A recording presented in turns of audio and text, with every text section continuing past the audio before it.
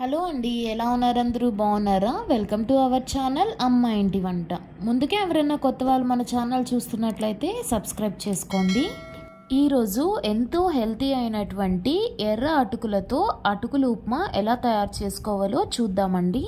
మనం నార్మల్గా వాడేటటువంటి తెల్ల అటుకుల కన్నా ఈ ఎర్ర బియ్యం అటుకులు అనేటివి ఎంతో హెల్తీ అండి. కాబట్టి ఈ తయారీ విధానాన్ని చూసేద్దాం. ఈ ఎర్ర బియ్యం అటుకులు ఉప్మా చేసుకోవడానికి ముందుగా మనం అటుకుల్ని ఒక 2-3 సార్లు శుభ్రంగా కడుక్కోవాలండి. ఈ అటుకులు ఉప్మా చేయడానికి నేను 1 కప్పు దాకా అటుకుల్ని తీసుకుంటున్నానండి. చూస్తున్నారు కదా, ఎర్ర బియ్యం అటుకులు అనేటివి ఇలా వీడియోలో చూపిస్తున్నట్లుగా ఉంటాయి. ఇలా మీకు కావాల్సినటువంటి క్వాంటిటీ అటుకుల్ని తీసుకొని ఇందులోకే వాటర్ పోసుకొని 2-3 సార్లు శుభ్రంగా కడుక్కోండి. ఇలా 2-3 సార్లు శుభ్రంగా కడిగిన తర్వాత ఇందులోకే మరలా వాటర్ని యాడ్ చేసుకొని దీన్ని ఒక 5-10 నిమిషాల పాటు నానబెట్టుకోండి.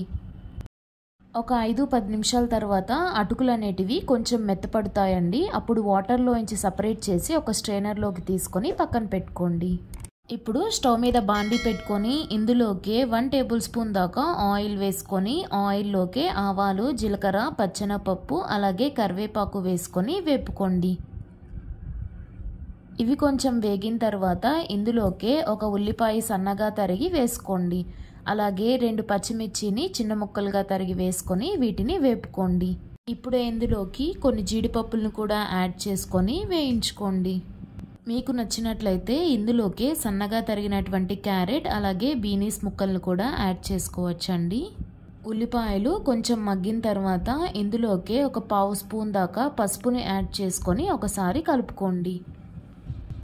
ఇప్పుడు ఇందులోకి మనం నానబెట్టుకొని స్ట్రెయిన్ చేసుకున్నటువంటి అటుకుల్ని యాడ్ చేసుకోండి. అటుకులు వేసుకొని ఇందులోకి ఒక 1/2 స్పూన్ దాకా సాల్ట్ని యాడ్ చేసుకొని మొత్తం బాగా కలిసేటట్లుగా కలుపుకోండి. ఈ ఎర్ర బియ్యం అటుకులు అనేటివి నార్మల్ అటుకుల కన్నా కొంచెం గట్టిగా ఉంటాయండి. కాబట్టి వీటిని ఎక్కువసేపు నానపెట్టుకోవాలి. మొత్తం బాగా కలిసేటట్లుగా కలుపుకున్న తర్వాత చివరగా స్టవ్ ఆఫ్ చేసుకునే ముందు ఇందులోకి వేయించి పొట్టు తీసుకున్నటువంటి పల్లీల్ని యాడ్ చేసుకోండి.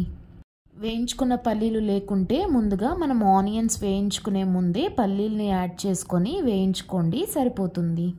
అంతే అండి, చూస్తున్నారు కదా, ఎంతో సింపుల్గా ఎర్ర బియ్యం అటుకులు ఉప్మా తయారైపోయింది. మీకు నచ్చినట్లయితే చివరిగా కొంచెం నిమ్మరసాన్ని యాడ్ చేసుకొని కలుపుకొని స్టవ్ ఆఫ్ చేసుకొని సర్వ్ చేసుకోండి. ఈసారి మీరు కూడా ఇలాగా ఎర్ర బియ్యం అటుకులతో ఉప్మా ఒకసారి ట్రై చేయండి. ట్రై చేసి ఎలా వచ్చిందో మీ కమెంట్స్ని నాతో షేర్ చేసుకోండి. ఈ వీడియో నచ్చితే లైక్ చేయండి, అలాగే మన ఛానల్ని సబ్స్క్రైబ్ చేసుకోండి.